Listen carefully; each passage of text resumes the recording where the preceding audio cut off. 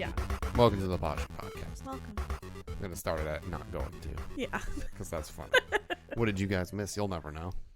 You'll never know. They won't. It's not hard to edit that out. Mm-hmm. Sorry for no podcast last week, but it was a melancholy time. It was a wild, not great experience last week. What's this? It looks like you have a bruise. It's from wearing a bra yesterday. But why is it there? Because that's where my bra falls. Into your armpit? I think so, yeah. Your bra strap's never out that far. I think it is, Bab. I think so. I'll show you later. Yeah, I guess so. That doesn't look right, though. Also, I got in a fight with a bear, and this is my war wound. Yeah, but the other thing is, like, it's also curved. Like, that doesn't, I don't know, that doesn't look like... I did also sleep in my bra, so it, like... Oh, yeah, you probably just dug it into yourself. Yeah. Okay. But, yeah. We're not going to talk much about the events of the world. Yeah. Just because I don't want to talk about that more. Yeah. Especially here. I talk about it too much as it is. I talk about it at work with my coworkers. Yeah. Because I'm still at work. Because I'm an essential employee, but I don't get paid like it. Yep. And that's a fact. Talk about it with you. Yep. We talk all of social media. Yeah. It seems like there's no conversations without it. Yeah. So we're going to try to be a space without it. Yeah. The only thing I'll say is updates on our well-being and everything, how we're doing during this stressful time. Yeah.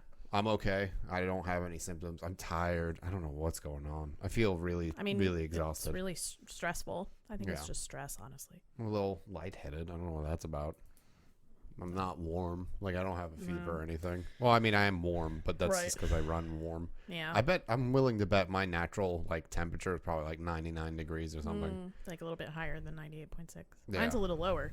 Well, yeah, because you always say I you're always like heat. warm. Yeah, you're like a human furnace. Yeah. But yeah, we're both in good health at the moment. Yeah. Doing everything we're supposed to do, following all the rules of what the scientists say we should do. Yeah, and unfortunately, since I work in a grocery store, I'm higher risk, but I'm probably the least high risk at the store just because I'm behind the counter and I don't actually have to interact with people. But doing the best I can to stay clean. Yep. Switching gloves out all the time. Literally, anytime I hand something to someone. Yep. I was doing that beforehand, so it's just a habit. So yeah, so we're okay. Yeah. We mentally and emotionally, we're doing as well as we possibly could. Yeah, I feel like we're starting to adjust to whatever this new normal is, which is fucking weird. It is weird. But, I mean, I haven't left the house since I got back. Yeah. From a planned trip, visiting some friends. I wish I couldn't leave the house. Yeah. It would be nice. And I kind of wish I had a reason to leave the house, but also, I don't know, I get kind of freaked out at the idea of leaving the house. But anyway, I mean, we're home, we're safe, Yeah. I mean, you can walk around. There's nothing wrong with that. I don't really like just taking a walk, though, like on a normal... I don't like just walking for the sake of walking. Like, I want to have a place to go for a purpose. Oh, wow. Yeah, so I'm kind of shit out of luck. But I'm not really hating just staying inside. Like, I'm keeping in contact with friends and... Look at that. Oh, no. Callie, no.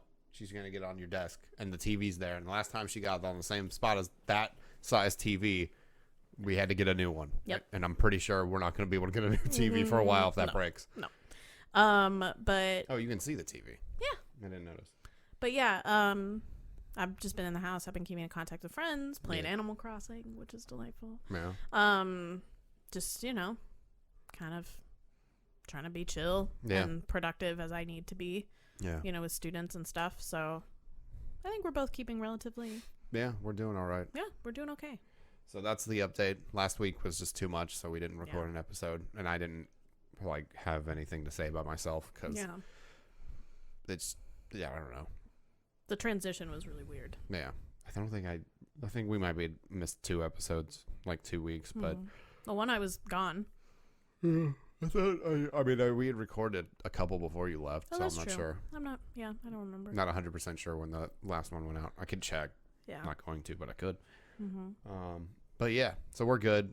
Hope you are all good as well. Staying home. Yep. Only going out like once a week if you need groceries, if that. If that, yeah. If you can reduce that, that'd be even better. Yeah. social distancing. Yeah, as much as possible. All that good stuff. We're trying to just limit our exposure and time outside and keeping lots of soap around the house. And I don't know. I don't know either. But yeah, I just drank a cup of coffee. Yeah.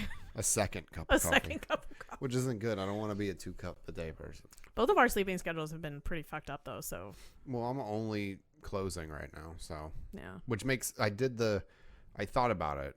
So, just as like a thing, if you didn't know, I work at a Whole Foods seafood area. Since this has all started, my boss decided to put on 2 openers and 2 closers every day. Whereas before, that's not standard at all. Because, there was the big rushes as people were trying to hoard things.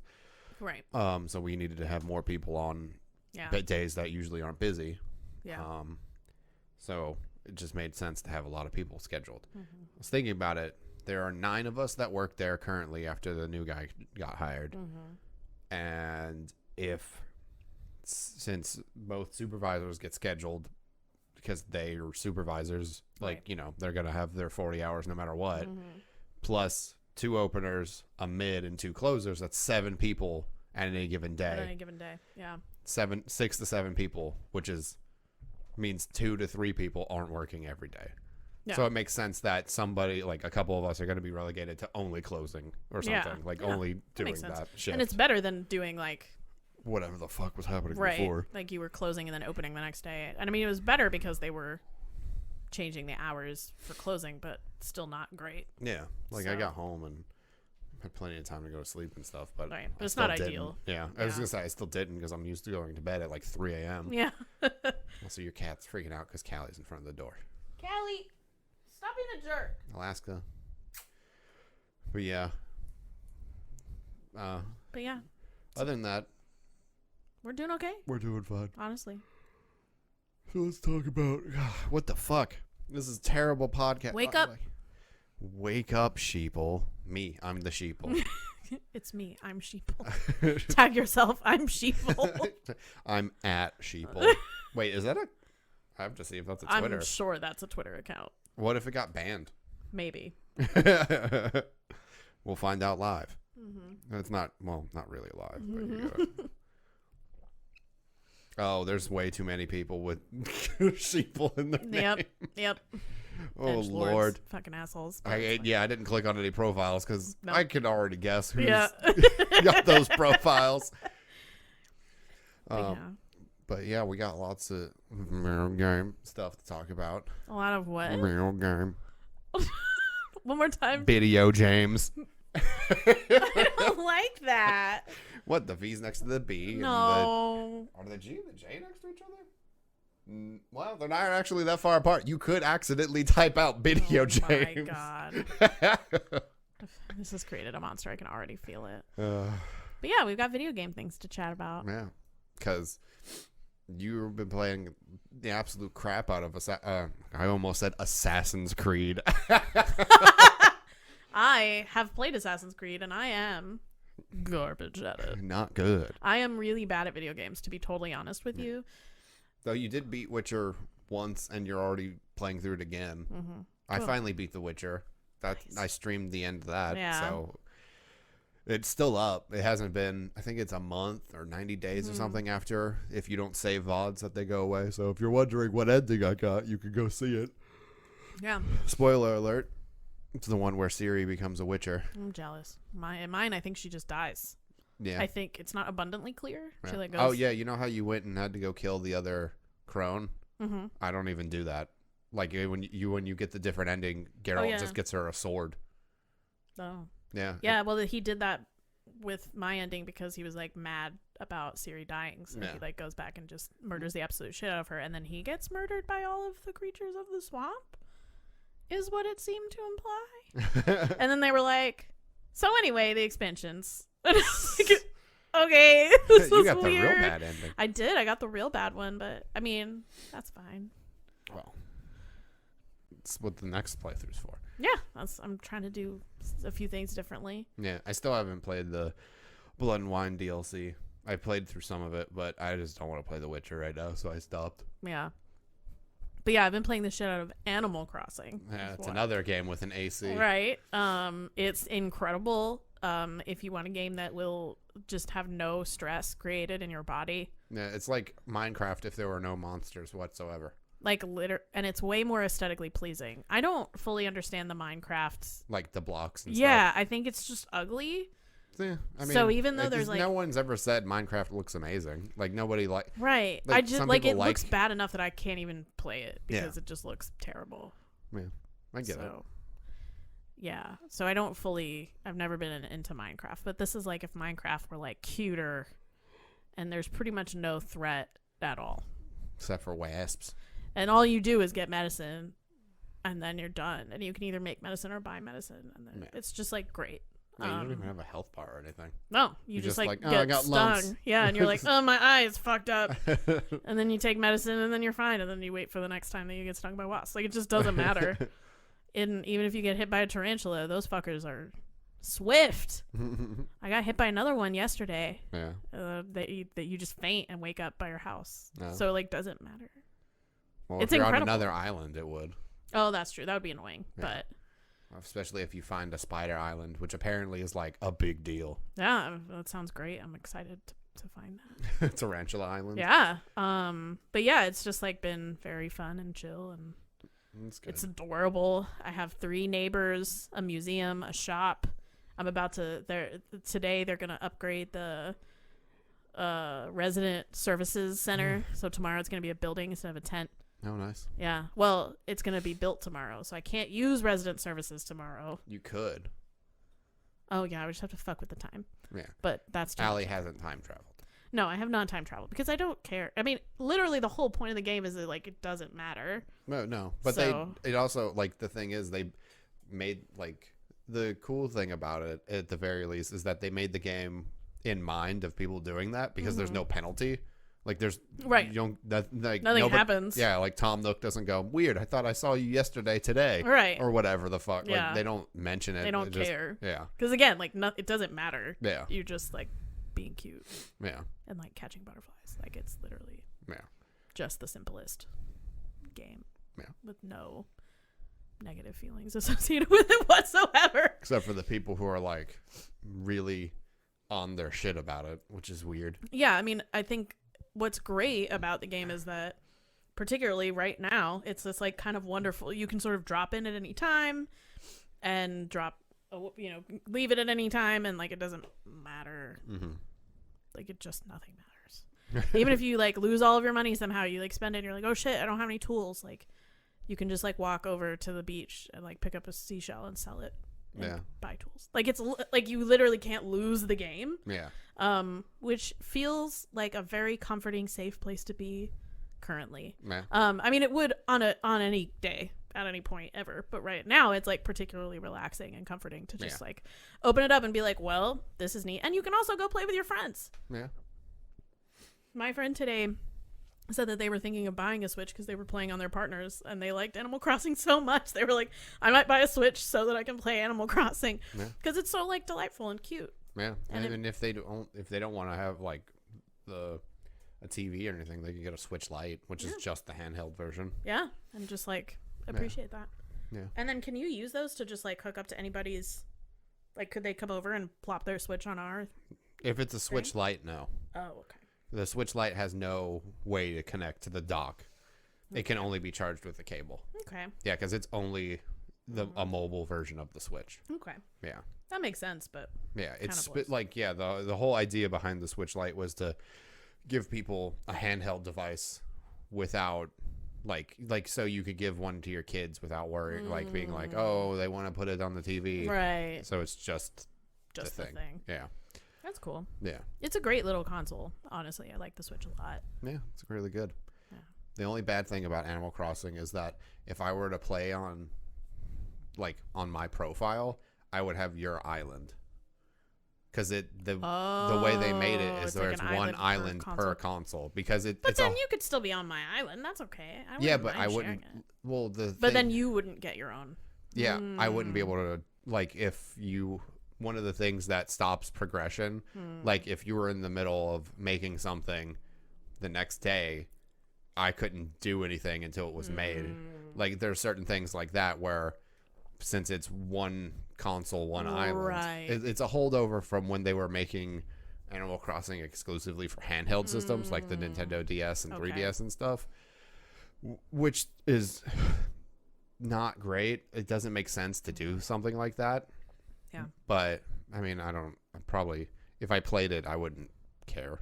Right. It's not really your type of game anyway. I mean, I play a ton of just chill games. Yeah, but not that type of chill. What? But it's true. I don't know. It's true. You like a little more action even in your chill games. I guess. I don't know. I've just noticed that about you. I mean, maybe I'm wrong, but we are married, so I do know some things about you. Only a little. You didn't introduce me. Oh, I didn't introduce myself. No, you didn't. We just launched right into it. Honestly, if they don't know who we are at this point, just you're welcome. I'm Allie. This is Nicco. Yep, that's it. We're married, I guess. It's true. This is true. Yeah. He's got a ring. I don't. Nah. Because I don't care. And I don't really wear rings anyway. Yeah. People honestly look at me really funny when they're like, "Oh, you're married, but you don't have a ring." And I'm like, "But I don't care." Have you ever seen I've never worn a ring ever for anything really. So. Yeah, but a lot of people are like, "Well, yeah, neither did I until I got my wedding." And I'm like, that's fine, but I don't have hundreds of dollars to spend on a nice one that I would want. We went and looked at some wedding rings, and there were some I wanted, but I wasn't gonna buy them because they're super fucking expensive. Yeah. And I would damage it or lose it or some shit immediately. And also, I just don't. I mean, I know I'm married. Yeah. And you know that I'm married to you. And wait, what? I know. Spoiler alert. Oh shit. We're married. I'm a very chill millennial about the whole thing. So yeah, I just wanted the ring because you wanted it. One. Yeah. And it just sort of happens to function as a wedding ring, but yeah. I mean, it's not on my left hand, so some people are like, I don't care either. But yeah, no, I mean, there are certain parts of Animal Crossing that they're a lot of what is the word I'm looking for? Not because survival games don't. It's not Animal Crossing. Is not. It's more of a I don't know, like a Sims kind of thing where you just build stuff up. Yeah. And I like the Sims and stuff, but I don't know. There's a part of planning out decorations and stuff, the minute things that I don't care for.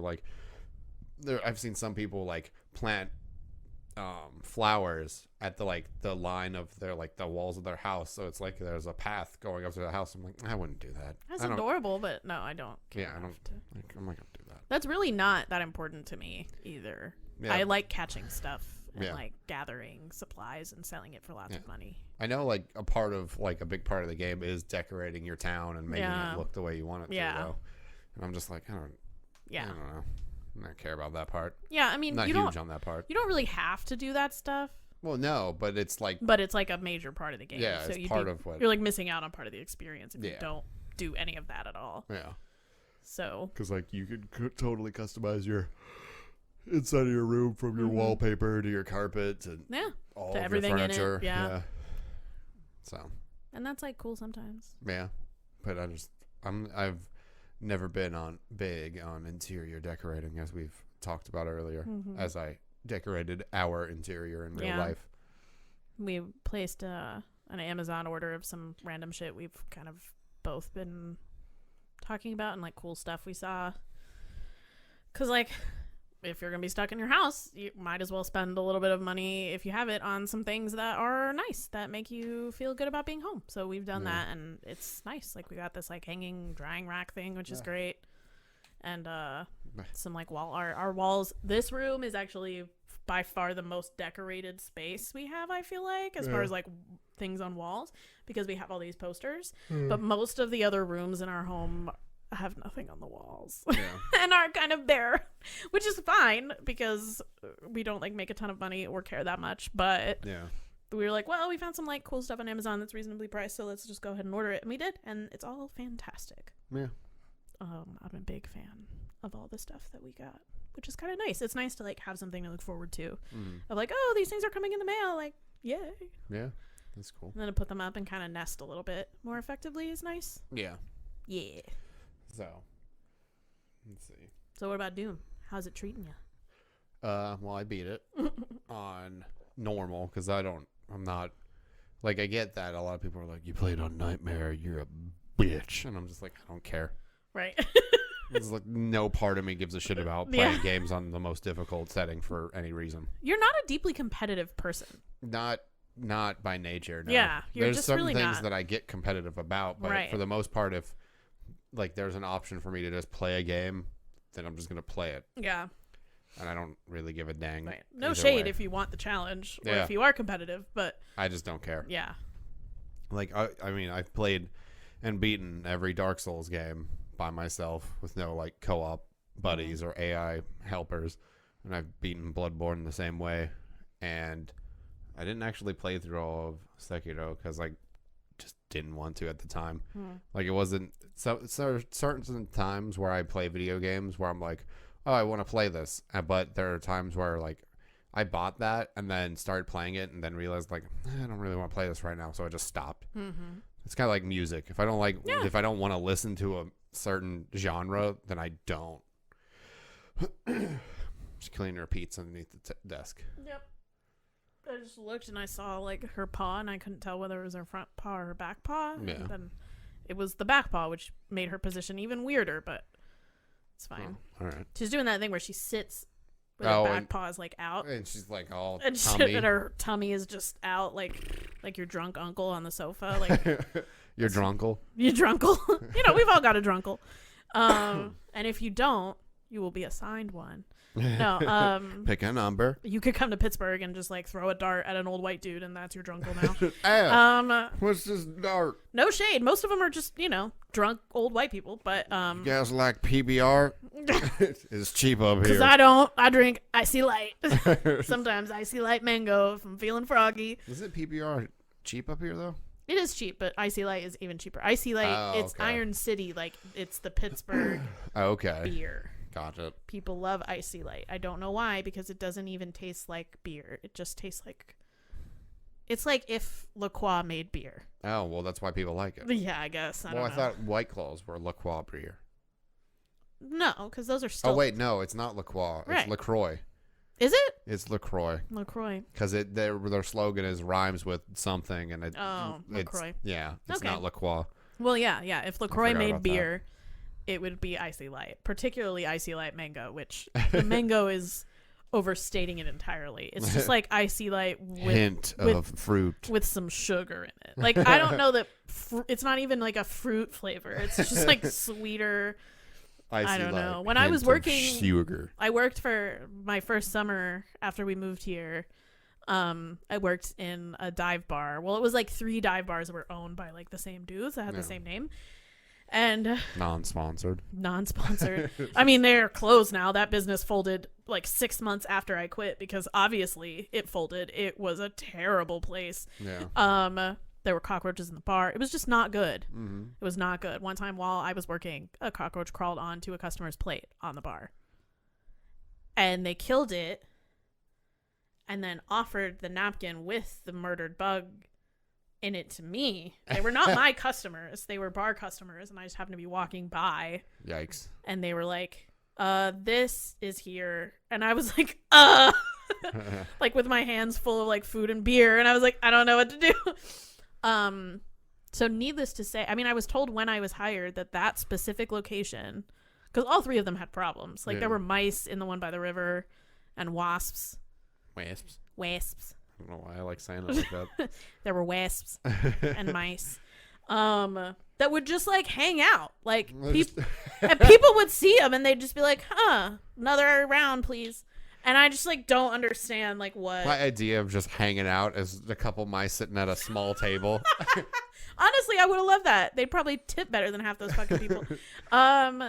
But yeah, oh my God, can you imagine like the tiny Rumplemints shots I would get? That's it. You just hear. It's like, oh, he needs another shot. Mm-hmm. He's ordering the chicken club sandwich. Like, I don't know. No pickles. I got it. I mean, some of the customers were great and nice and like awesome, and we had some people who consistently, especially the mice. No. Yeah, honestly, the mice were actually the least upsetting part of working there. They get drunk, you get to rub their bellies. No, mice are really cute. I mean, I know they carry disease and destroy things, but also they're just they don't mean to. Right? It's not like they do it at you. They're just like living their little mouse lives, and like that's what happens. So it's not like I got the plague, time to kill people. Right? Like they didn't do. I mean, maybe they did, but I doubt it. Yeah. Is there like a mouse convention where they like get a Mousfia, if you will? That's incredible. An Italian. Is it better Mousefia. as Mousfia? No, Mousefia is better. Yeah. But yeah, it was. I was gonna try to do an Italian accent, but the like noises, but there's no way to do that. You just have to do the fingers. That's a video exclusive. Do it with the. That's how Italian mice talk. Oh, with their little hands. Little paws. So cute. Oh, now I want to see an Italian mouse be like, it's so cute. I was gonna say, well, yeah, they make noise other than just like the. They make little squeakums. Yeah, they're little so squeaks. Cute. But yeah, so it was a really weird place to work. Let's say the least. The third one. So there were 3 locations. There was one by the river. There was one in this like trendy kind of hipster neighborhood, and then there was another one in like a more established neighborhood. How do we get on this? I don't know. Does it matter? Yeah. I just know I barely talked about Doom, and then we got to this, and I was like, where the fuck? And each had its own sort of unique flair, right? Like the one on the river had what my eldest sister, when she found out that I was working there, she was like, oh, so you're going to see river people. And I was like, what do you mean? Because even though we live in Pittsburgh, which is the city of bridges, and the bridges were built to cross the rivers, there's a lot of rivers, but generally speaking, people don't like cross the rivers here, and it makes sense because they're like gross rivers, right? Like, why would you want to cross the river if you can just also go down the street to like find the same thing? Yeah. And because no one in the city knows how to drive, so the bridges are like a mess, and the tunnels are a fucking mess. And one time, one of the bridges just like caught on fire in the middle of the summer, and everyone was like, so the Liberty Bridge just was on fire today. And I was like, neat. That's a major bridge in the city. It's not a bridge we take. No, because we pretty much never cross the bridge. Yeah, which is great at all. So I hate being on a bridge. Yeah, it's like nerve-wracking, and also these bridges have been there for a really long time, and they don't get much maintenance. So yeah, these are terrifying. I mean, the city was established in like the 1700s, and they pretty much just stopped. They were 1705, and they were like, "We're done here." So the infrastructure's not great. So I was like, river people, and she was like, you'll see river people. Boy, did I see river people. First of all, this river location, river mice on their little boats, right? Exactly. Oh my god, I would want that so bad. They would have been so. River mice sound great. It's the river people who are terrible, and not all of them. Again, I had some like nice little customers, life jackets, and just some customers who came in, ordered their food and drink, and then paid and left, and like they were fine too. Leal swim shorts, wearing their little boat shoes. That'd be so cute. With a little captain's hat. That was so cute. But yeah, so this river restaurant had like a dock where people could just bring their boat and like park it at the dock and come eat and drink at the restaurant. And like technically you can get a DUI while driving a boat. But it's not like that actually happens. There are a lot of river police patrols. Right. Like, that's not really a thing. It's more like after the fact, like if you did like hit and kill someone and you also were drunk, then they would like put on like a DUI on top of that. But most of the time, the people who would drive up and park on the dock were already drunk. Yeah.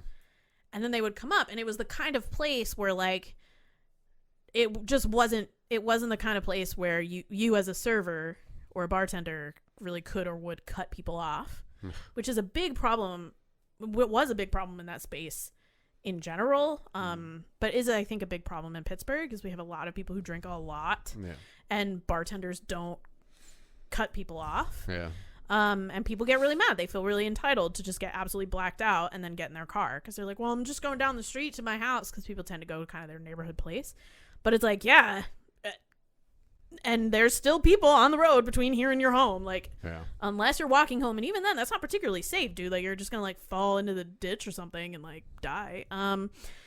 So people would come in and, you know, the majority of the time, especially there, people wanted to sit at the bar or on the deck. So if the weather wasn't nice for the deck, then like I was not getting any customers as a waitress. Yeah. You really only made money working the bar. Yeah. Which is one reason why they had really high turnover and I was able to get hired in like 10 minutes.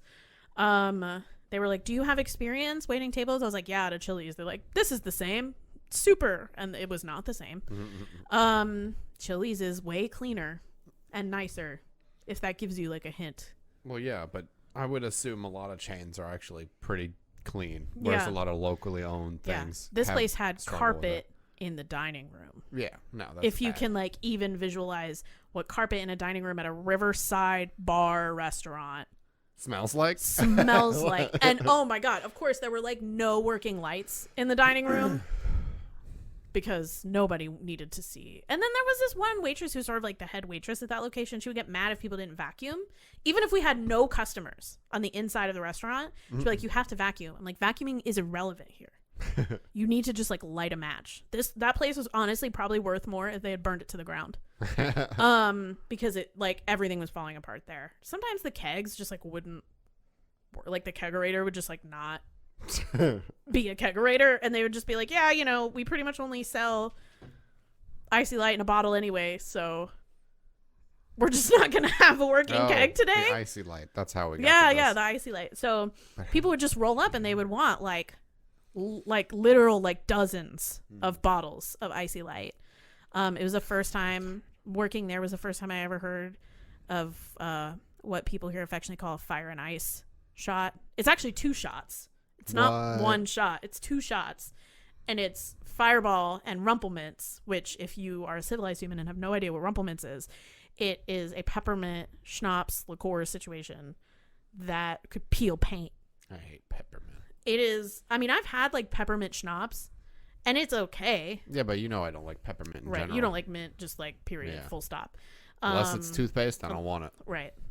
And even then, toothpaste is on thin fucking ice. I'm just kidding. No, it's fine. Yeah, it's fine. It's the only place I like mint. But yeah, like one time, these just like a gaggle of drunk white people not bad.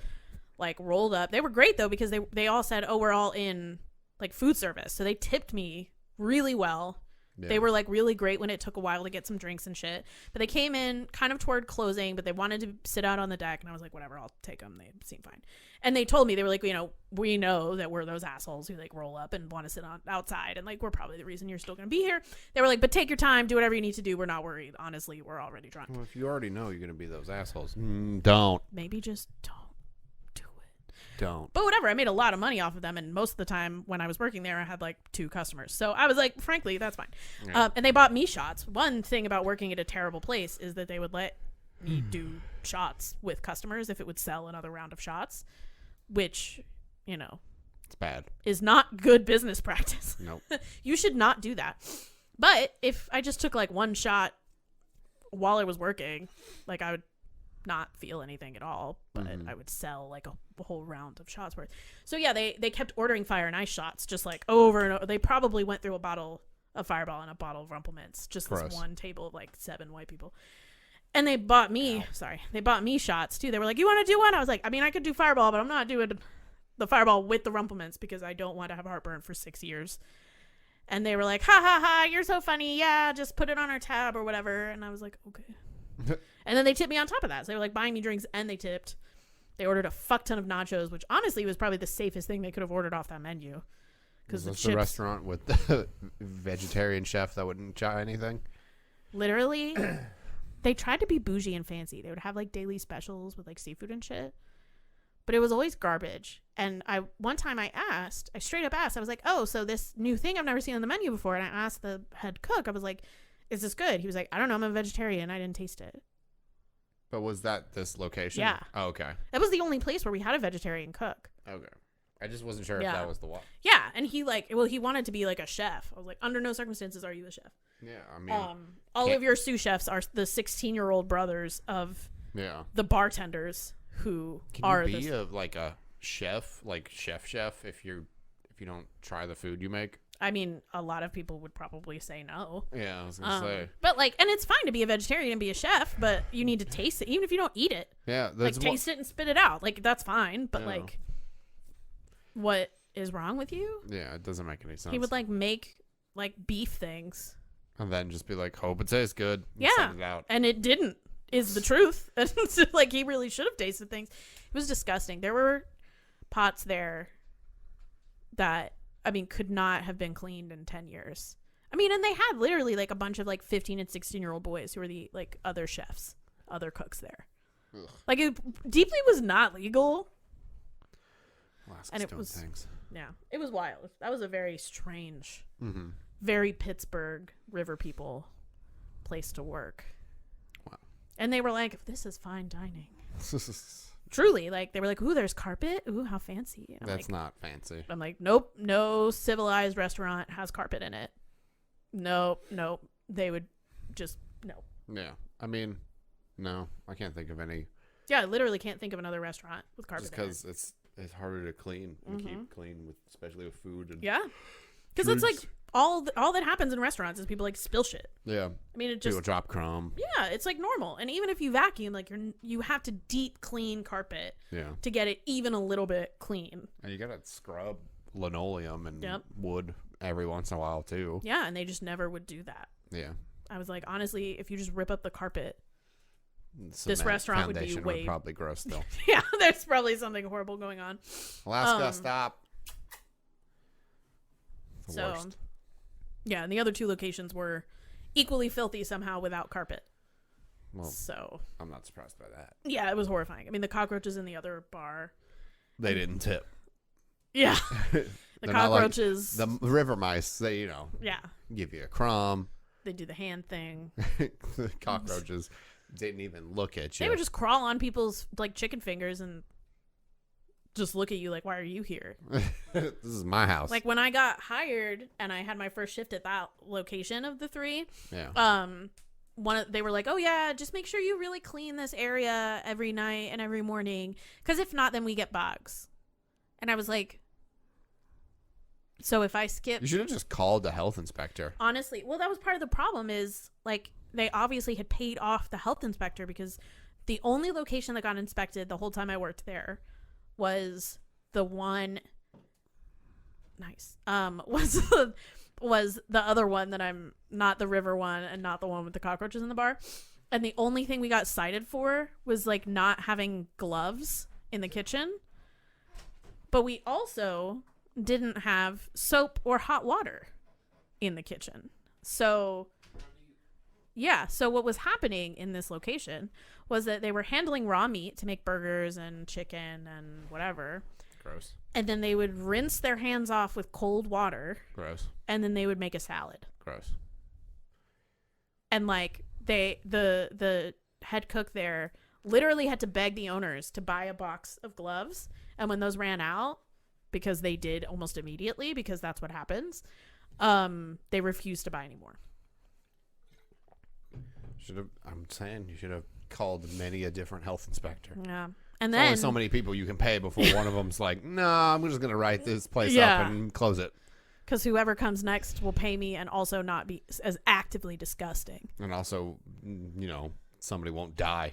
Yeah. Like, seriously, I was like, this is a breeding ground for salmonella. I only trusted things there that were fried. Yeah. Because that's the only thing I could guarantee had been cleaned enough, frankly. And even then, I just pretty much didn't eat at that location. Mm-hmm.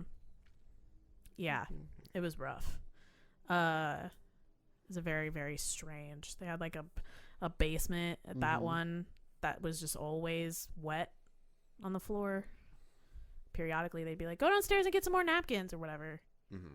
And I'd be like, neat. And I'd go down and just yep, exactly. Like my shoes would sound like that walking around, and I'd be like, I don't want to go back upstairs. I just want to like light my shoes on fire now. It was like a whole summer of just never feeling clean enough. Gross. It was just a really gross place to work. Yeah. So like dive bars are a cool idea and aesthetic. Did we get to this because of the light? Because of Icy Light? Yeah. Yeah, that's like what all my customers would drink. Icy Light. That's how we got to the bar? Yeah. Okay. I'm just, every time we go off on just a side path, I'm like, how did we get here? Well, then there were customers who would drink Icy Light. Yeah. and have shots of Grand Marnier, which is not a thing anyone does shots Grand of. Marnier? Yeah, it's like a triple sec. It's like a citrus liqueur. Oh. That is no one takes shots of that. Those people did. Because it's a liqueur. No one. Telling me people don't take shots of liqueur. Yeah. It's like worse than the Midori sours. I thought Midori. Yeah. Does Midori sour have any alcohol in it? Well, yeah, it has Midori in it. But okay. it's like just lowest. There's like no alcohol in that. And Grand Marnier has more alcohol, but it's like designed for putting in cocktails. Okay. Like it's something you might put in like a nicer margarita. So it's basically a mixer. Yeah. It's like a mixer for stronger alcohol. And people would drink Icy Light, which is barely beer, and Grand Marnier. Taking it back. And I'm just like, how are you people still alive?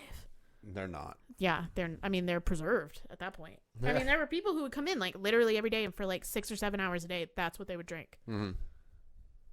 And I just like watched them sit at the bar. Yeah, that's all you can do. Some of them were really nice people. There was one guy who would always come in and get Budweiser. He would just drink Budweiser. There's a certain point where if you're just drinking Budweiser, it's probably not even, you probably don't even get drunk really. Right. Because your liver's just like, whatever. He like worked outside in construction. He was old as shit. I was like, it's really sad that you even have to still work. You should just be able to retire. And he would always go, he was the guy who would go down the street and buy lottery tickets. And he would always buy an extra one for whatever waitress was working. And he would give it to us for free. He would say, if you win more than $250, then just split it with me. And I was like, that's a fair ass deal. Most of the time I would win nothing, but every once in a while I'd win like $1 or $5, and he would just like give me $5 and go take it and cash it out. So like he was nice. He was a good dude. Yeah. Sometimes he would tip the waitress even if we hadn't done anything. He would just like leave money for us. That's good. Because he was around. Like there were some genuinely like nice, cool people who would come in there. But then there was like the one guy who would always show up, order 2 beers and food, and then he would only tip by rounding up to the nearest dollar. You had a person like that at the Mexican place too. That's true. Those people, I'm just like, I don't understand what you think is happening. Do you really think that I even want your 22 cents? Like at that point, it's annoying that you're even doing that. There should be a law that says you can throw that much change back at somebody's face. There was one time when someone I worked with at Chili's did that. She went outside. Someone tipped her in pennies. She followed them outside and threw the pennies at them. Yeah. She didn't get fired. She got promoted a few months after that, actually. Good. And it was like, yeah, because those people are assholes. Fuck them. Yeah, like you're just a dick. Just like don't tip anything at that point. Yeah. Especially not on a credit card. Yeah. Because then I'm going to get taxed on that shit on top of you leaving me nothing. Yeah. And when you tip me on a credit card thing, right, part of that I have to tip out the bartender and other people a percentage of that. So you're actually costing me money at that point. Next time, just sit at the bar, just order takeout. Yep. And get the fuck out of my establishment. Boom. Wow. Now you're fighting. Beating you up. You are. With your little knees. No, your little knees. I don't know. You've got pretty little knees. They're bigger than yours, and that's all true. that matters. I got really little knees. They're real little. Well, specifically, your kneecap is small. My kneecap is very tiny. It doesn't make any sense. It's so tiny. Why is that so adorable? I don't know. I don't like knees, but yours is just small. I got tiny knees. But yeah, that's Icy Light Mango. Like gives me like immediate flashbacks to working at those horrible dive bars. Huh. It was such a weird time. Yeah. They would give people drinks to go. That's illegal. Yeah, probably. You deeply cannot do that, but it would happen all the time. Did you see the video that went viral of the guy asking for like a to-go mug or like a to-go cup for his margarita because he's not the driver, and then he's just like, "Can I get a to-go box?" And then he just pours it into it and stabs a straw through it. And I'm like, honestly, if you're willing to work that hard, fine, bro. People really do try to pull one over on you. I'm like, just don't order that drink. If you can't drink it before you have to leave, just don't order that other drink. Or just go to the store. I think he got another one, and then everyone else was like, "We want to leave." And he was like, "Well, I'm not going to leave this whole margarita." Yeah. Which is fair, but also, like, it doesn't matter whether you're driving or not. I can't give you a to-go cup for that. That's if fine. People try to be sneaky. They'll be like, "Oh, can I get a to-go cup for my water?" And I'm like, you have a full cocktail on the table. So I bring them a to-go cup with the water already in it. And they'd be like, but I was going to save this water. I'm like, no, it's fine. I got it for you. Just get a to-go box. And they'd be like, "Meh." That's why he was smart. He asked for a to-go box. Yeah, I wouldn't have suspected a goddamn thing. So he asked for it to go. I'd be like, sure, there's food on the table here, whatever. Next time you come, you give him the to-go box, leave, come back. His drink's gone. His food's still there. You're like, you know what? Honestly, again, at that point, if you're willing to work that hard and risk getting little bits of styrofoam like in your straw that you drink, you know what? That's fine. I mean, you whatever. could just stab it. And That's just fucking wild, though. it was hilarious. And I'm like, okay. Because the unfortunate thing is in some places, the restaurant then is liable if people do that. Yeah. Which is the big thing. Yeah. Is like, if you're going to do some shit like that, it's annoying and illegal and like, just moderate your drinking a little more. Come on. Yeah. But if you're going to do that and you get caught with it, the cops can roll up to the restaurant and find them. Yeah. The only thing is then that person would have to snitch. Right. And what I know from that person, because I follow them on Twitter when it went viral, is he ain't no snitch. He grew up in New York. But some places, like, on their to-go things, they have, like, branded that to-go one, things. it was just a like, white people would do that at styrofoam. Chili's. And yeah. I'd be like, the fucking cup has a big-ass pepper on it. Yeah. And it says Chili's on it. Yeah. If you walk out of here with a fucking Chili's cup full of margarita, people are going to know where you got it. Yeah. From what I could tell in that video, there was no branding on their styrofoam. Yeah, if there's no branding on it, then again, like, you know, Yeah. fair's fair. You outsmarted me. That's fine. Take it. So that video is so funny because It's they hilarious. all laugh. They're all just trying to laugh Because the shit is subjectively crying. hilarious. So quietly laugh. But Yeah.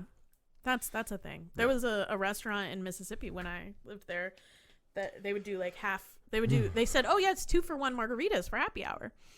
The first time I went there, I was like, oh, perfect, half off margaritas. That's usually what 2-for-1 means, right? Is you get half off of the drink.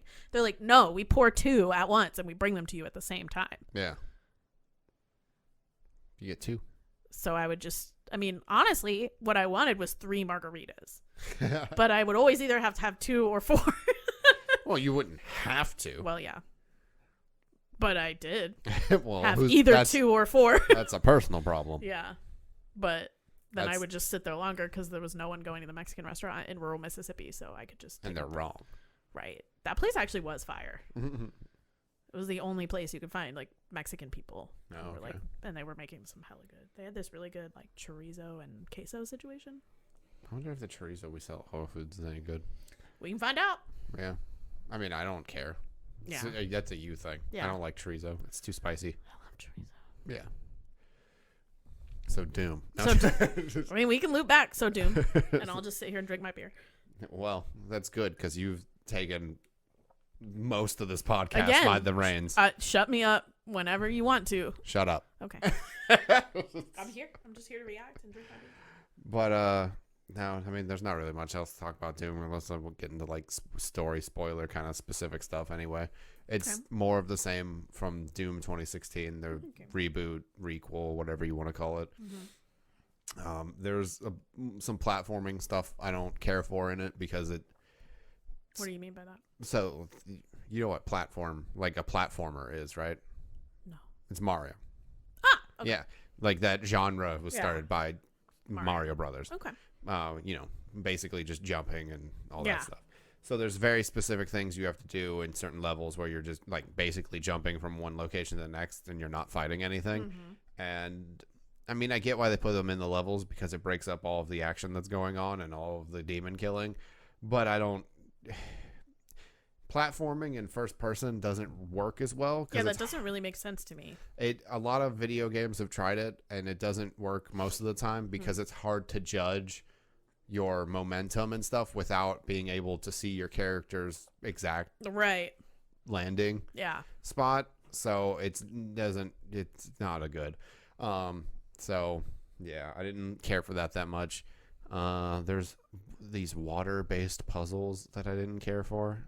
Yeah, there's like a section where you're underwater and you have to break open walls and receive the water. And they're really short, but they're just, I don't know. Not what you came there for. Yeah, it's not. Because normally you like puzzles in games. Yeah, I mean, like puzzles are fine. It's just these are I don't know. They're just I don't know. It just seems out of place. And like Doom has puzzles in it, like that's known for like you got to find a key card, you got to go back to this place, you can backtrack, and you know secrets require some like thought into finding them and figuring things out. That's fine. Yeah. But this specific thing, just I didn't like it. But for the most part, those are like little nitpicks. I like the game overall. I think its combat is better than the first game because they added in like these short range, like quick dashes you can do. Oh. So it makes the game even like feel even faster, and the first game wasn't slow. Nice. Yeah, it's like a really fast paced situation. Yeah, and I like it a lot. I beat it.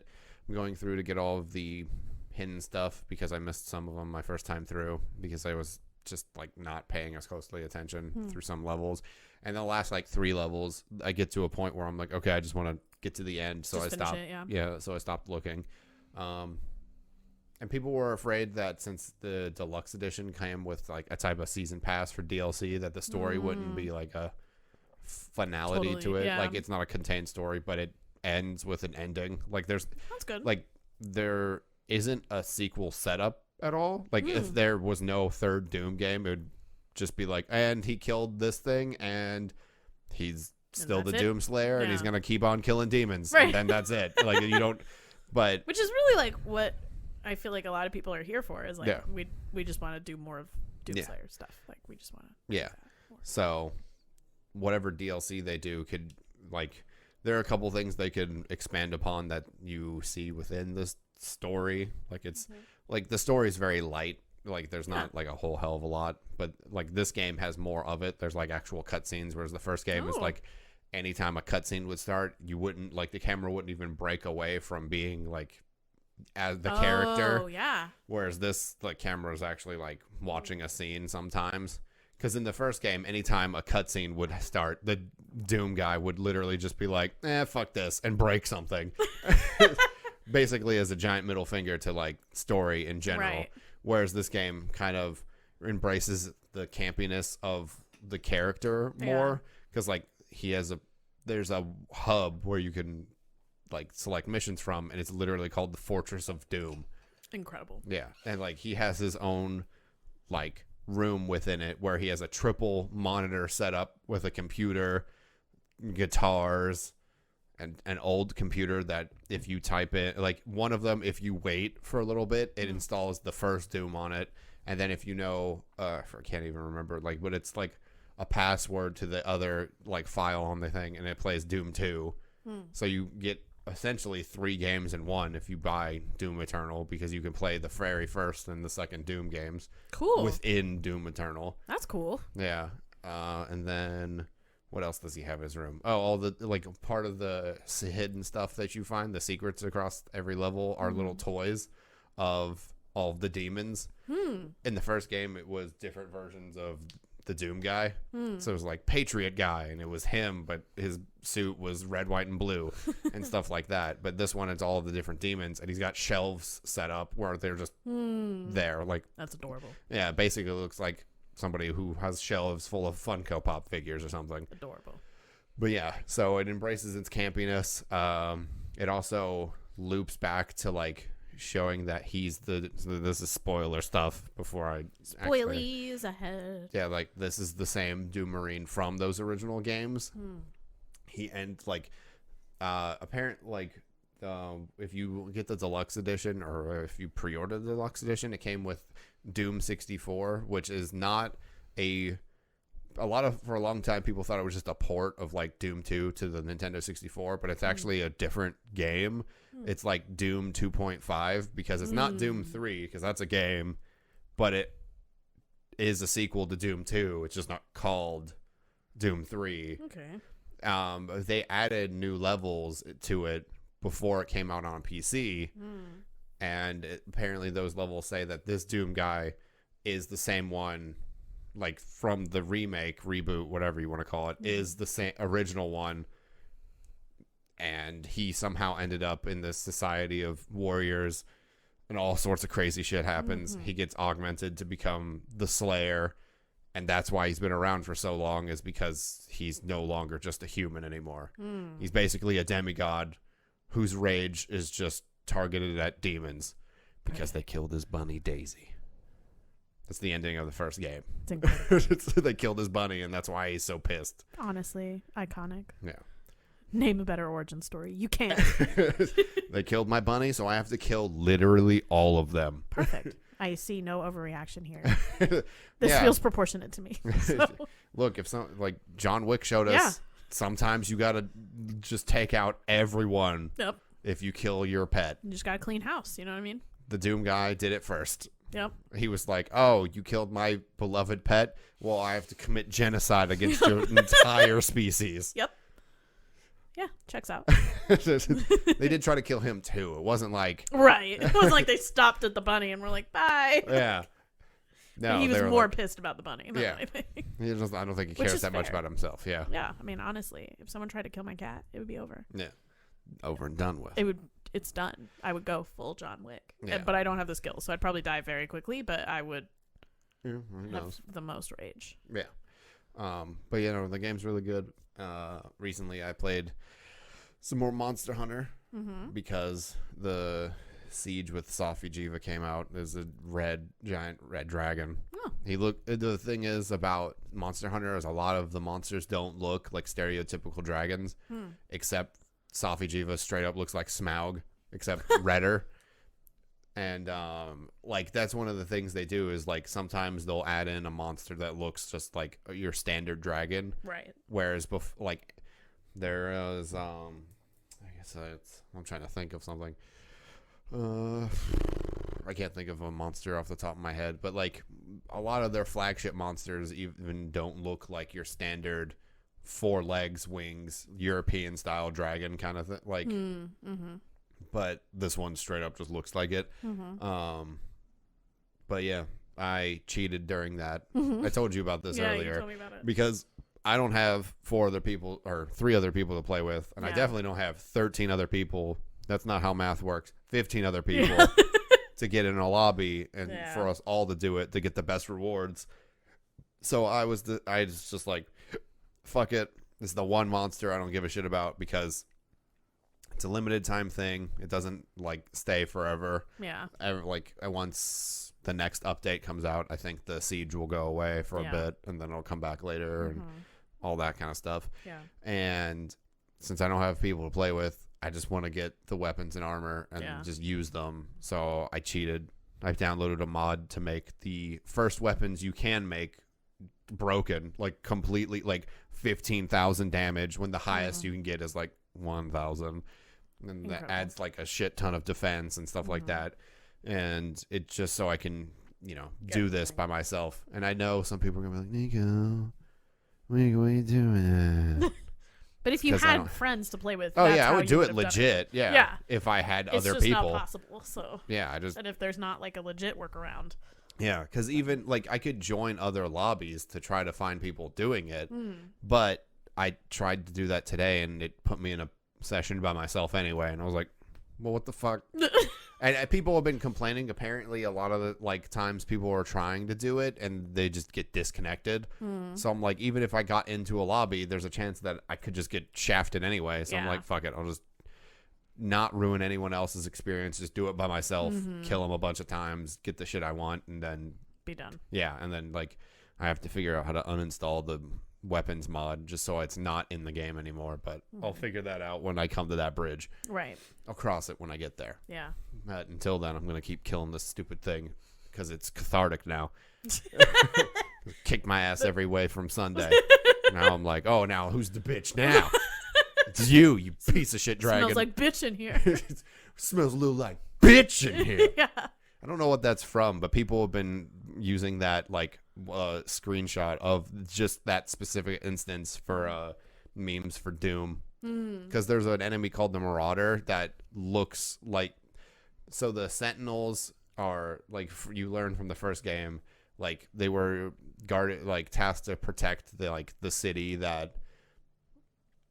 You learn a much more about the Sentinels and stuff in this game because it goes into why they the god they worshipped basically betrayed everything they've ever known to work with hell to make this energy from the first game and all this other stuff. Like, it actually goes into like all this stuff, and you're like, oh, so this is why the Doom guy hates.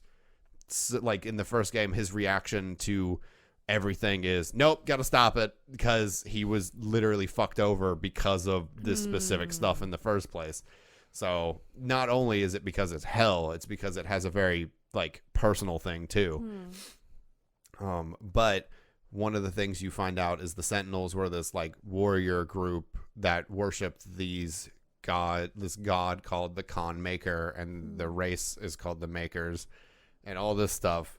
And the Marauders are Sentinels who have been like not transformed, but converted. Like they're evil because they were like, they sided with the Makers. So they got pumped full of what's called Argent energy, which is what hell is using to do all of its shit. And they're like demons now. Yeah. So they're demon Sentinels. So they're really tough enemy because they're supposed to rival you because they're, you know, basically Nega Slayer. Yeah. And like, they're really annoying because you can only attack them in specific times when their eyes flash green. Because it's just a really video gamey thing to make it so like you can attack them now, and if you try to shoot them any other time, they have an impenetrable shield that bullets bounce off of and reflect back towards you. And you have to stand at a medium distance, because if you're too close, he'll shotgun you. If you're too far, he'll like swing his axe and like an energy blast will come out of it towards you. So you have to stand at a very specific distance. And you can only attack them in very specific ways, which is completely against the grain of the rest of the game, because it goes, you have to be patient, whereas everything else in the game is move as fast as possible, kill as fast as possible. So people complain about the Marauder being like antithetical to the entire rest of the game's design, and people are like, I hate the Marauder, it's bullshit. So anytime people start complaining about it, it's like, oh, I don't like the Marauder, and then the reaction will be, it smells a lot like bitch in here. Because people have already posted like, oh, the really easy way to kill them is if you use your super shotgun, which is a double barrel shotgun that shoots both barrels at the same time, a ballista shot, which is like this super crazy powerful energy weapon, and then like, and you have to have a quick switch enabled, which you get runes. One of them makes you switch weapons faster, so it's easier to do this. So you shoot him with the shotgun, switch the ballista, switch back to the shotgun, shoot him again, and you can hit him 3 times really quickly before he gets to recover. And you can basically like 2 to 3 cycle him, so he dies in like less than 10 seconds. So that's not bad. It just takes a little bit of awareness and planning. Yeah. But when you first fight him, you're like, what the fuck is this bullshit? Because the entire rest of the game is just move, kill, kill. That like makes it more challenging then, right? Like killing them and then going back to the rest of the game where it's like, and now you have to switch gears entirely. Yeah. And then after the first time you fight them, they, you know, like during different fights, they throw another one at you. Right. They never throw more than one at you at a time though. Though he can also summon a dog. I forgot that. Like a fiery demon dog. Oh, gotcha. It dies in like one shot, but it's still like, if you're not paying attention, it'll mess you up. Yeah. Which honestly is what I experience of the game in general. Like, you have to be paying attention and always moving. It's like the opposite of what I want in a game. Yeah. Because I genuinely can't. Yeah, there's a lot of stimuli that you need to pay attention to. Like my brain can't process that much information at the same time. Yeah, it requires your full attention all of the time. And it sucks because, well, it doesn't suck. That's not the word I meant to use. Sometimes my spatial awareness isn't as good as I'd like it to be, because I'll sometimes accidentally corner myself because I'll dash into a wall and then I'm just like, oh god. You're like, neat, I'm dead. Though, well, I mean, I would have died if I had not picked up all of the extra lives in the game, because you can find 1-ups, because they just went full arcadey. They were like, this doesn't need to be realistic in any way. Right. So I actually never died in the game, except for the very beginning when we were playing in here together, and for whatever reason, a certain keybind made me pull out the chainsaw, and I couldn't put it away, no matter how many different I couldn't, no matter what buttons I pressed to switch weapons. I just had the chainsaw out. But you can't. The game was like, use the fucking chainsaw. But the thing is, it has fuel, and after you use it once, you can't use it for a while again unless you find more fuel. That's hilarious. So I just couldn't do anything. The game was like, perish. Yeah. So I had to let myself die like 3 times because what the fuck? and then I was like, okay, I just gotta rebind this button because it just keeps killing me. Yeah. So that was weird. But other than that, I never like got a restart screen because I got so many 1-ups. Nice. Yeah, I was actually able to keep like 5 at least throughout the rest of the game. I could probably beat the game on the harder settings, especially now that I have already beaten it. Right. And I know the encounters because the only thing that they really changed during those harder fights is, or not harder fights, the fights is that the enemies you fight are more accurate.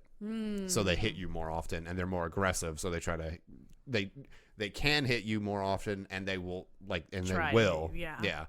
So, whereas in the earlier difficulties, they're not as aggressive. Their aim is not as good. They don't make the enemies have more health or do more damage. Right. You just take more damage because they're going to be more accurate and stuff. Yeah, that makes sense. Yeah, which is a fair difficulty increase, unlike certain games where it's just like they hurt more and they don't die as easy. And you're like, well, that's not... It's not. I mean, it is more difficult, but it's not the fun kind of more difficult. Right. So it just feels really weighted against you. Yeah, but that's why. That's I don't know. I know that we talked about that because of the smells like bitch in here thing. But I don't know how I got to that from Monster Hunter. Is it because of people being like poo-pooing that I cheated? Probably. Yeah. But yeah.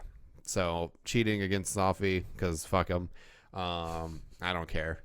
It's like I'm doing it by myself, so I'm not ruining anyone else's experience. And I'm not going to use the cheat weapons on anything else because I actually like finding out how to fight stuff in that game. Yeah, that's like part of what's fun about the game for you. Because you can never craft like a weapon or armor from a monster after one fight anyway. You have to fight it more than one time to get all the parts you need.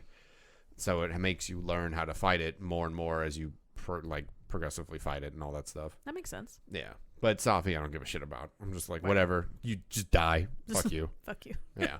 But other than that, I haven't been playing anything else. Yeah. So that's been eating up my time. I wish I could play more video games because I've been working a lot recently. Because I worked 4 days in a row the last 4 days.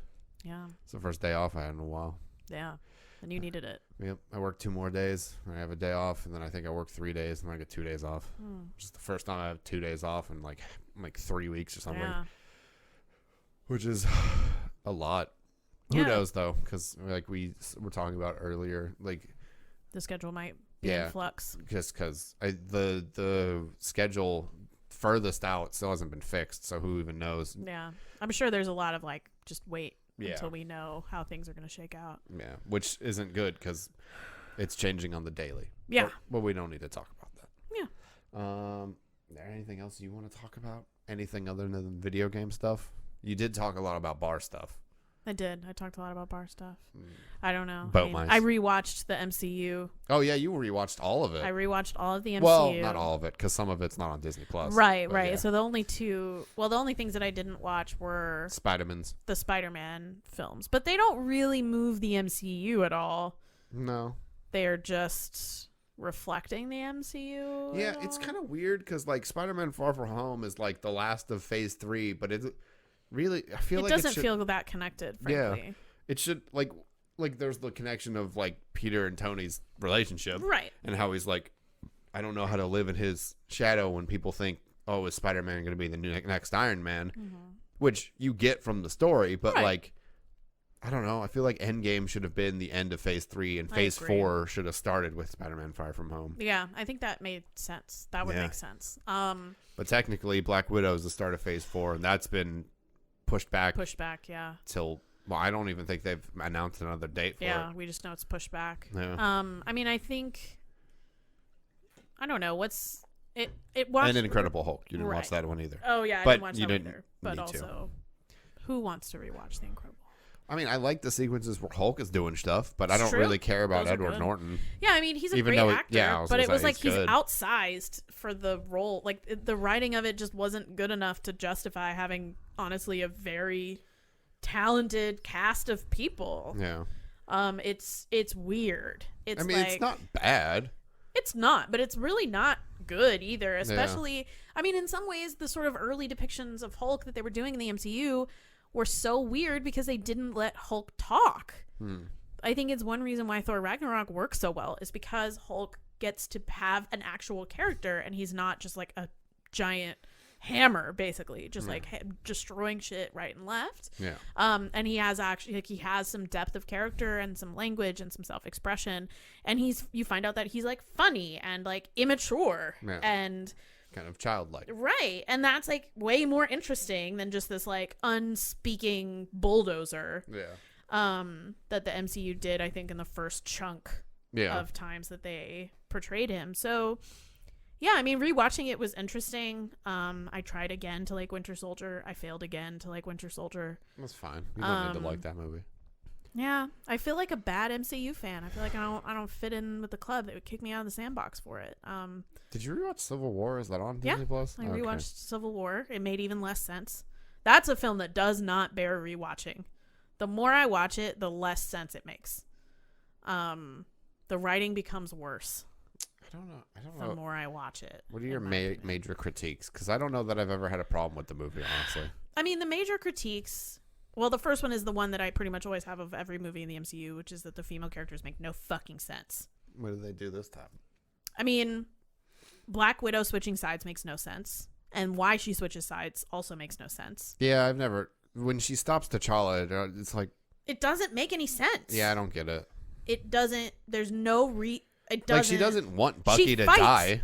Right. She fights I don't know. Hawkeye, but that doesn't change her mind.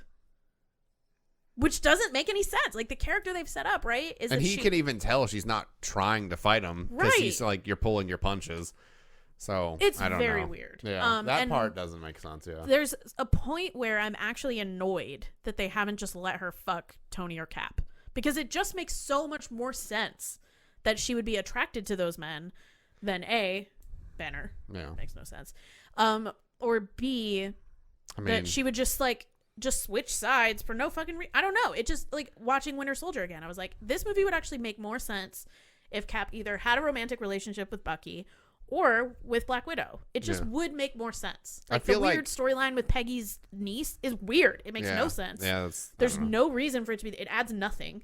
I think if Joss Whedon didn't set up the whole Natasha Banner thing, then they because they might have done it. Yeah, because in Winter Soldier, like, their relationship together, even as just friends and people who trust each other, grows a lot more from that.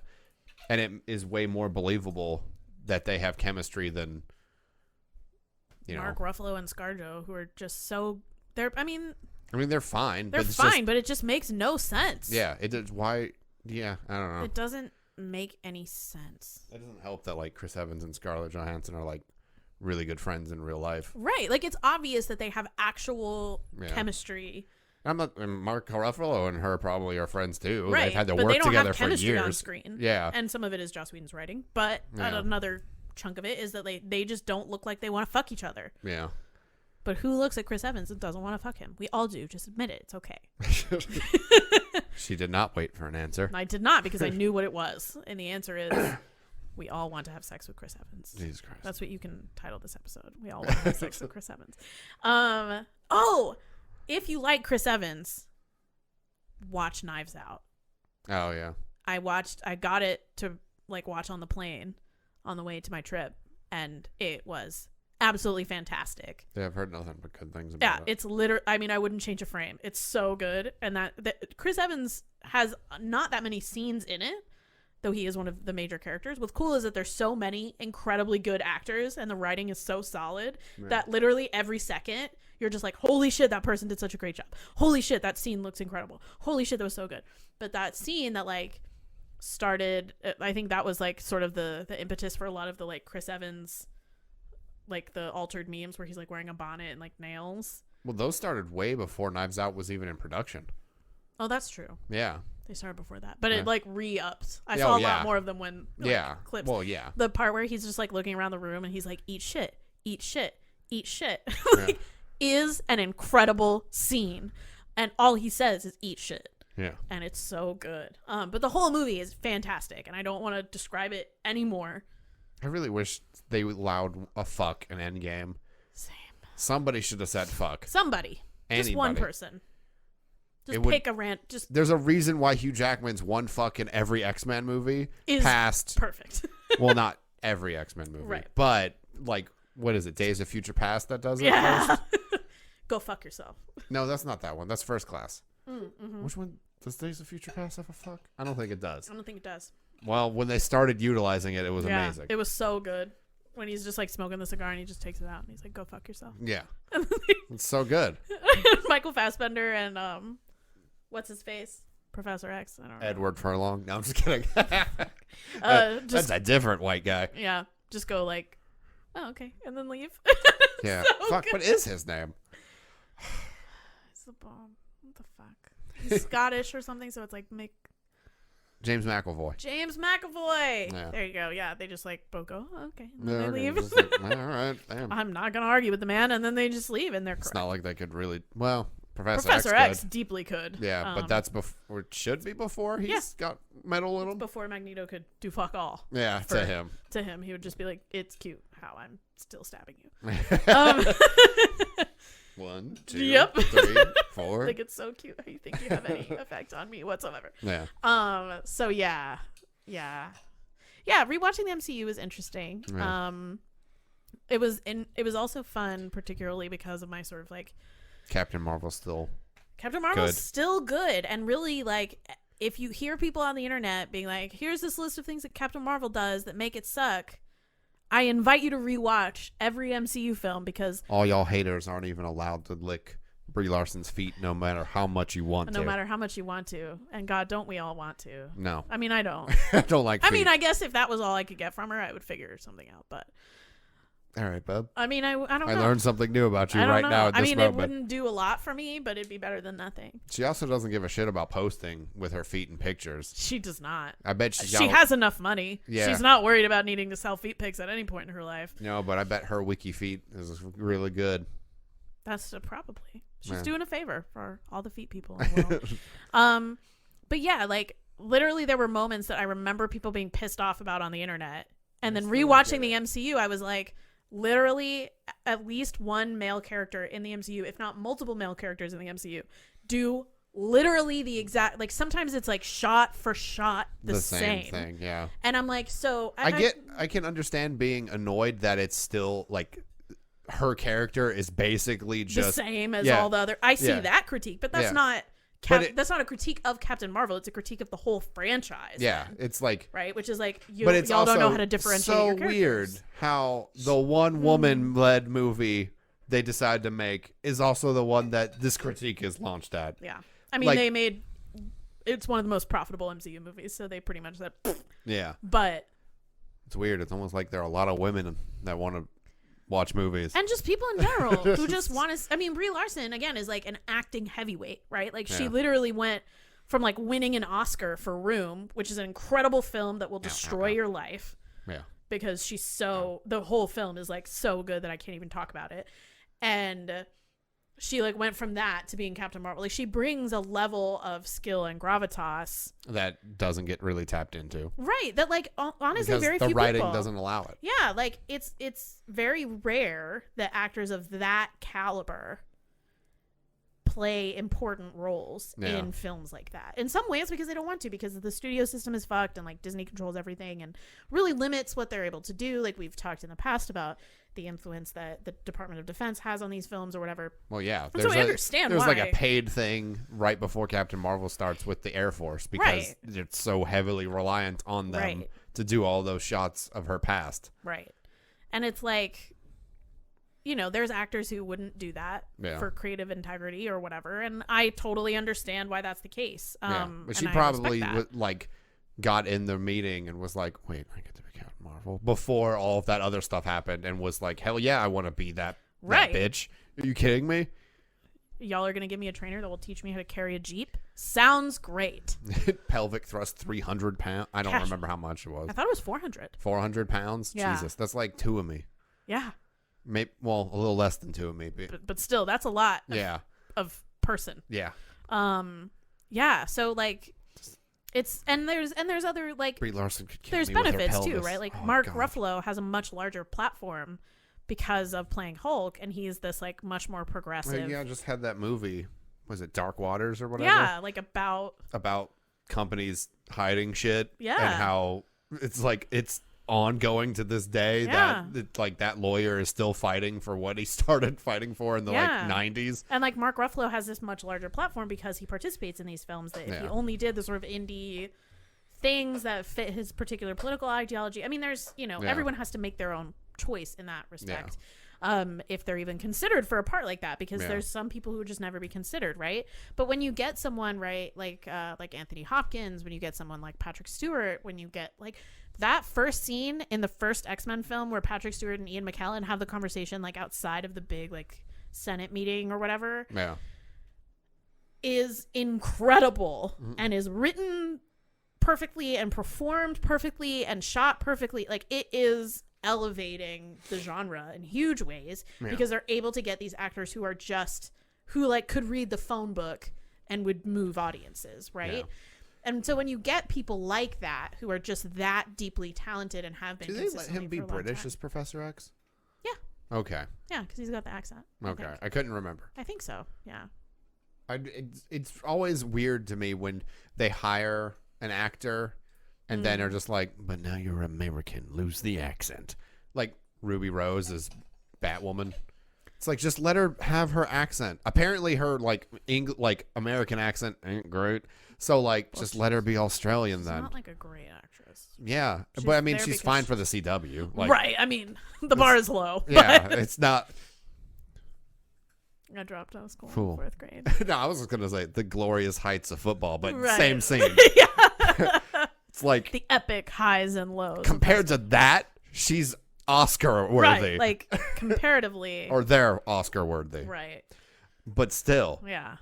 Like, it's very clear, like, just let them have the accent. It doesn't matter. Yeah, it doesn't change anything about the character if they have an accent. And important to their story, right? Like, yeah, but then they don't like have Ian McKellen do a Polish accent. Yeah, he's just got a British accent, right? Even though he was like a teenager. Yeah, and in that like cinematic storyline, Michael Fassbender doesn't even have a accent. They don't, So it doesn't like that doesn't really. I mean, he would have like some trace, even if he moved to like England or the UK, like, he would probably have some trace, but they just don't. Yeah. So it's like, and you can, like, for Kate Kane, or is it Kate Kane? I think so. Yeah. Batwoman, Cat Kane. I don't know. It's an alliteration, just like a lot of typical superhero. Yeah. Nonsense. Batwoman doesn't, like, for the show, they're like, oh, she's back in Gotham after being away. Anyway, you could have just been like, yeah, her parents moved to fucking Australia for a long time. They were fucking rich. They probably just decided a vacation and lived there. Yeah, it's like let anything. Her just be from Australia. Yeah. People have cousins from other countries. Yeah, it's fine. That, especially if you're rich. Yeah. Like, so that happens. It's just weird when stuff like that happens, where it's just like, if it's gonna decrease the quality of the person's work, just let them have their own accent. Like, apparently a lot of people were thrown off by Carl Urban's accent in The Boys because it's not his accent. It's like him trying to do an English accent, but his Kiwi accent's coming through it. Right. And, so it's just like, and they sound weird together. Yeah. So you should have just let him. Just let him be. It doesn't Kiwi. Matter. It's not that big a deal that he's not like English. Cockney. Yeah. Like, it's weird. And like Cockney isn't really an accent anymore in England, from my understanding. I don't know. That's like more historical than not. Yeah, I have no idea. There's just different accents now in those parts of England, basically. Yeah. Like, that's like. But like, it's also not that important to Butcher's character. It means nothing. Yeah. It's irrelevant. Because where he was born. Yeah, because doesn't his character grow up in the U.S. and work for the U.S. government anyway? Yes. So like, it doesn't matter. He didn't. Yeah. Like, there's certain things where it's like, what's his name? Fucking sheriff from Stranger Things that's going to be in Black Widow as Red Guardian. David Hopper. He's an American. He has a Russian accent in that movie. Right. But it makes sense for the character because he's literally Russian Captain America. Right. It's like he's their equivalent to like he's Comrade America, basically. It's Red Guardian, but still. Comrade Russia. anything. Yeah. So it's like so that makes sense. Yeah, for him to put on an accent makes more sense than not. Right. Because it's like, no, we wanted him to be our version of Captain America, our version of a patriotic superhero who embraces everything about it. So of course he would have to have a Russian accent, because they wouldn't be like, oh no, hide that because we don't want you to be proud of something like that. Exactly. Like it doesn't make any sense. It makes sense for the character. So, but if not, then just like change it. Just fuck it. Hey, fuck it. I got a tail. Would it have made more sense to get a Russian actor? Probably. Maybe, yeah. But I mean, I also like David Hopper, so like, fuck it. Right. So, I mean, and then it comes down to like who's maybe talented he is part enough. Russian. I don't know. Yeah, I mean, and it's also about like what who's talented enough to get the spot, right? So, like, especially if he were part of like an oppressed minority, right? Like if the character needed to be African and they were like David Hopper, that could be problematic. He would probably not take the role. Let's be honest. Well, but he's got enough Stranger Things money. That's true. He doesn't like need the cash. Though Hellboy, didn't do great. Yeah, but he's still getting Stranger Things money. That's true. He is. Netflix is going to bankroll Stranger Things until those kids are grown, right? Until they're dead. Well, no, like even the directors have said like, oh, well, you can't do the show forever because they're going to grow up. Like apparently it just doesn't make sense. They only want to do one more season, but yeah. I have a feeling Netflix is going to just be like, make more because you make us so much money. I don't know. I mean, they could just make a different show with them. Yeah, that's They've true. got enough good faith after the upcoming fourth season, making like good stuff that people want to watch. Yeah, it's the most watched show on Netflix. Yeah, outside of like Office reruns and shit like that. Yeah, but yeah, I mean, as long as this person is not a member of like an oppressed group, then like it's just about finding the person who's like most talented, able to portray them. Yeah. And then when they are a member of an oppressed group, it's finding the most talented member of that oppressed group, right? Because even if there's like a white actor who you feel like brings 5% more acting gravitas or whatever, it's like they're still never going to know like what it's like to be a person of color or whatever. Like there's like levels of understanding and nuance that they're never going to be able to attain. Yeah. Imagine like, I don't know, fucking who like. Instead of what's his name being T'Challa, Black Panther, Chadwick Boseman. Yeah, instead of Chadwick Boseman, imagine it's like, I don't know, fucking just I can't even think David of Hopper. David Hopper. But also there's some. I mean, in some ways, it's there's a lot of questions about Chadwick Boseman's ability to portray an African character because African Americans or Black people is like I think is a much more common way to say it. Descendants of slaves, right, or of enslaved people in the United States have a very different cultural and social, especially with the way Wakanda is set up as a country that was never. It makes a lot more sense to have people like Lupita and Denai Guerrera who are either they were born in Africa or like first generation Americans that like to portray African characters in a country that is explicitly isolated from westernization. So I think it's even fair to push back on the casting of an American Black actor or a British Black actor. Like, so y'all couldn't find a single African actor who could have done that? Like, come on. Wait, he's British? No, I'm just saying there are Black British people who I'm sure were considered for the role too. Like, well, I mean, what's his name is British? Idris Elba? No.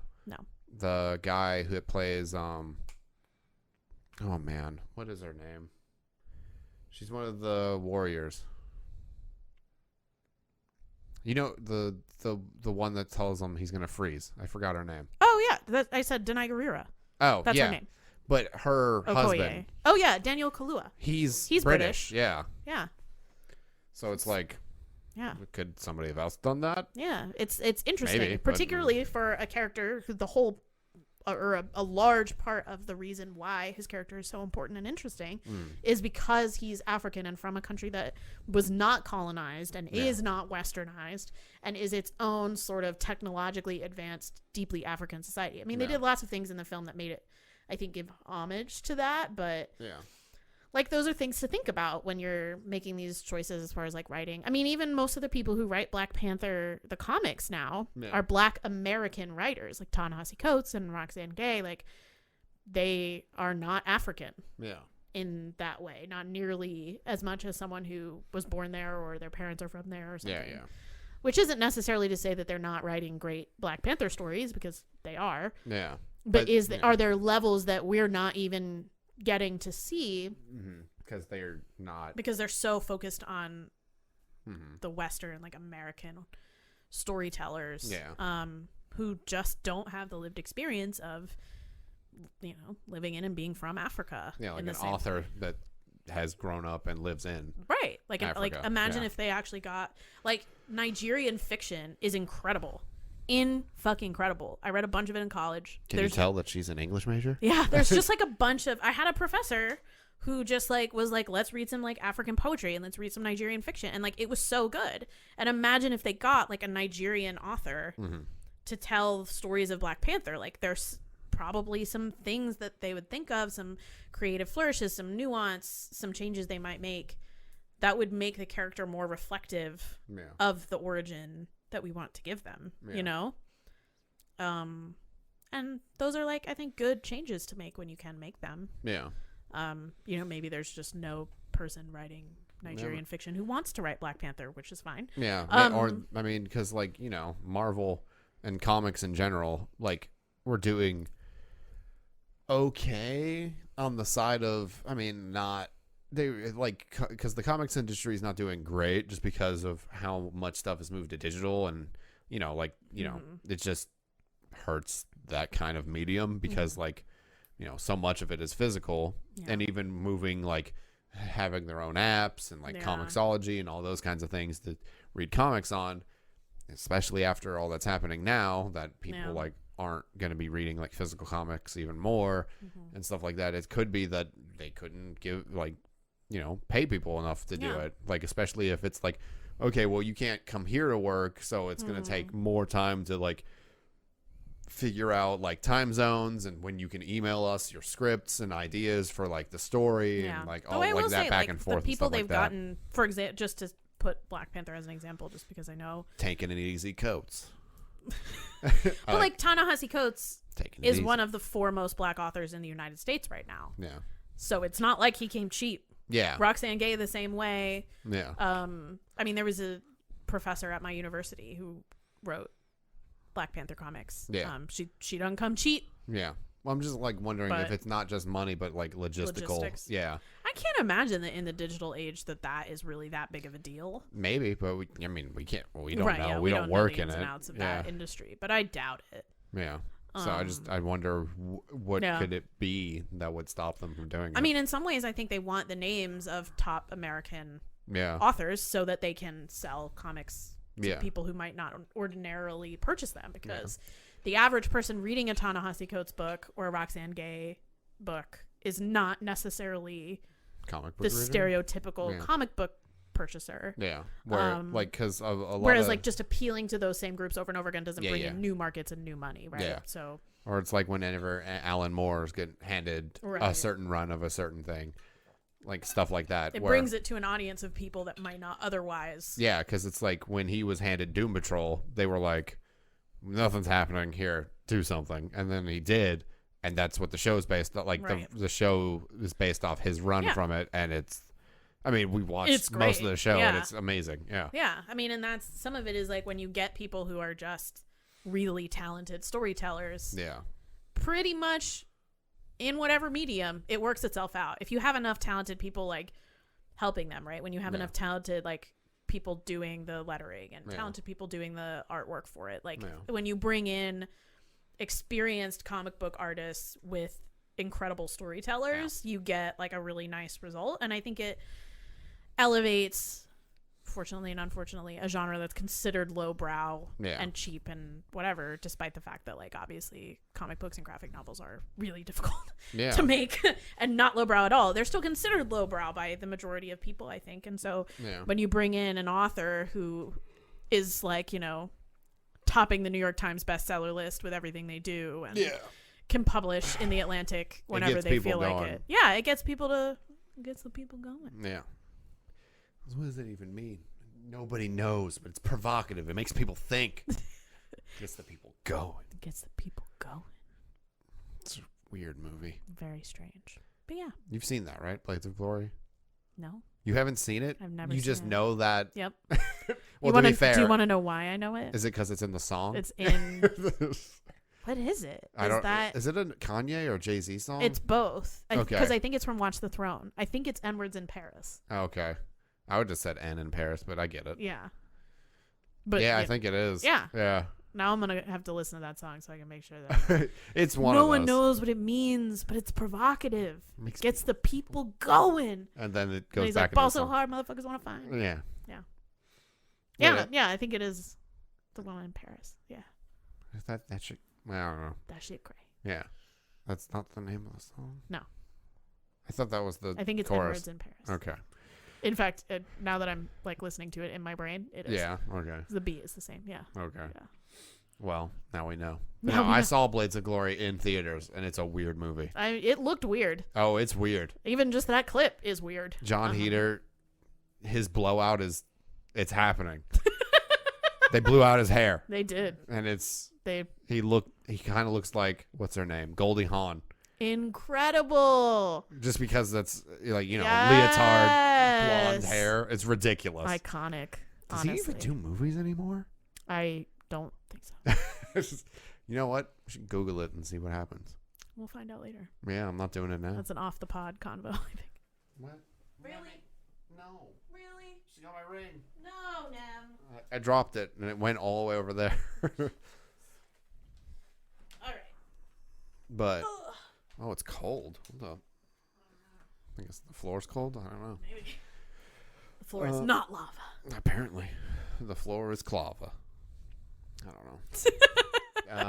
But this is going for an hour and a half. Amazing. Look at us creating content. Yeah. Is there more you want to talk about, or do you want to save it for another episode? Let's save it. Okay. Leave us a comment and tell us what you want to hear also. Nah. Peas and carrots. Peas and carrots. I'm going to piz. Yikes. Are you good? Do you need I'm a piz dispenser. You can lean back if you use your thingy. This is a new chair. Yeah, we didn't even talk about the chair. And I am extremely excited about it. We'll talk more next time.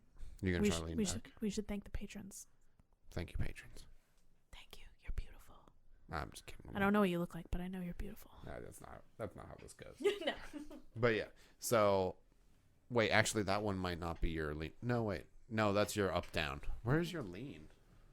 I know it. No, wait. Yours doesn't lean. Never mind. Because it's screwed into the arms. Oh, I forgot about that. Yeah. That's my bad. It's okay. I forgot. I honestly don't want it to lean. Oh, okay. I get scared when they do that. I'm like, so it's not relaxing for me to do it. It's fine if you do it. I just don't want to do it. Shout out to the patrons who help support the podcast and keep me from going in the red just to host it. Yeah. I appreciate that a lot. You're the best. Achilles, Patrick, Sert, and Quinn, thank you all so much for your patronage. And everyone that's still listening to the podcast, thank you for coming back week to week. I appreciate you guys enjoying this little thing I like to do where we just talk to each other about stuff. Yeah. Not all the stuff, because if we did that, then we just never talk outside the podcast, and that'd be weird. That would be weird, because we are married. Yeah, and we live together. Yeah. So it's kind of weird to not talk to each other. Right. But yeah, thanks for listening. Hope you guys stay safe, stay clean, stay home. Mm-hmm. Hashtag it. Just if you're bored, just listen to all the other episodes. Again. Tell your friends. Yeah. Anything. Just sit there and listen with them. To be fair, if most of these episodes are an hour, and like they are, and there's like, this is what, 60 something, 70 something. Yeah. Like there's plenty of content for you. That's like if you're like, oh, quarantine for 2 weeks and you listen to an hour a day, that's plenty of content. That's 70 days. Yep. Ish. So. Or just fucking how many days of that? And if you just listen back to back, 3 days, something like that of time, just like back to back. So yeah, stay clean, stay safe. Yeah, stay home. Stay home. We love you. Stay cute. Hashtag that. Hashtag stay cool. Stay cool. Stay calm. Stay collected. Yeah, do those things also. But yeah, thanks for listening. Thank you. And we'll see you next time. Bye. Bye.